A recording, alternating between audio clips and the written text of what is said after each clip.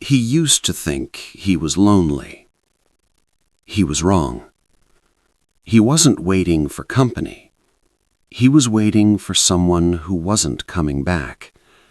And deep down, I think he knew that long before he allowed himself to admit it. He sat at the same table every morning, back corner, near the window.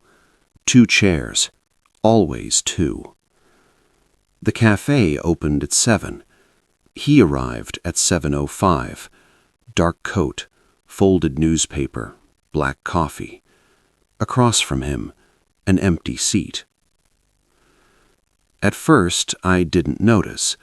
We rarely notice the quiet routines of strangers, but repetition has a way of insisting on attention. After a few weeks, I began to anticipate him. Every time the door chimed, his eyes lifted, not eagerly, not desperately, just precisely. A glance, a pause, then back to the newspaper. I told myself he was lonely, retired maybe, widowed, children moved away. It was easier to construct a simple sadness than to question something deeper. Some mornings he adjusted the empty chair slightly, nudging it closer to the table as if correcting posture for someone unseen. He never ordered a second drink, never checked his phone, never appeared restless, just present. One morning, the cafe was unusually crowded. The only open seat was across from him, the empty one. I stood beside the table, tray in hand. He looked up. Our eyes met. He gave a small nod, polite, almost welcoming. For a second, I considered sitting down. Instead, I glanced at my phone as if something urgent had appeared. I stepped outside, waited, returned when another table cleared. I told myself I didn't want to intrude. That's how we disguise avoidance, as consideration. Days passed. The pattern continued. Door chime, his glance, the pause, the stillness. One morning, I overheard the barista say, "Still 7 o'clock, Mr. Hale?" He smiled softly. Yes, she preferred mornings. She. The word settled somewhere I didn't want to examine. I could have asked. I could have engaged. Instead, I folded the information into silence. Curiosity can feel invasive. Compassion can feel inconvenient. Then one Thursday, he wasn't there. The table was empty, both chairs untouched. I felt something shift inside me. Not quite worry, but disturbance. Routines anchor us more than we admit.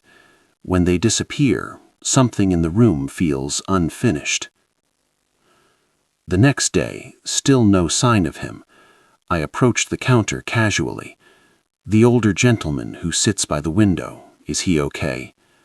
The barista hesitated before answering. He comes every year, she said. Every year? She nodded. Her wife used to meet him here every morning before work. Same table, same time. I didn't speak. She passed away 3 years ago, the barista continued quietly. But she once told him that if she ever missed a morning, he should still order her seat. The sentence didn't demand sympathy. It didn't raise its voice. It just existed. And suddenly, every detail rearranged itself in my mind. The second chair, the careful glances at the door, the subtle adjustment of its position. It wasn't loneliness. It was continuity. A promise maintained long after it could be returned. I had looked at devotion and labeled it sadness, because sadness asks nothing of me. Devotion does. The following Monday he returned. Same time, same table, 2 chairs. When the cafe filled again, I walked toward him. "Is this seat taken?" I asked, nodding toward the empty chair. He looked at it, then at me. A measured pause.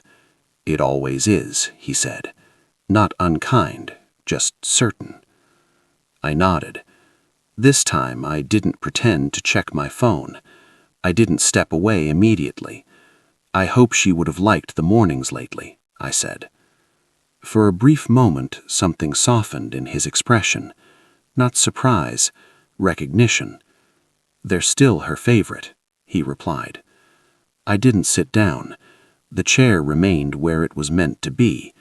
But now, whenever the door chimes, I look up too. Not because I expect anyone to walk in, but because sometimes waiting isn't about arrival.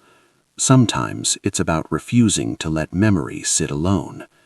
And for some people, that's enough.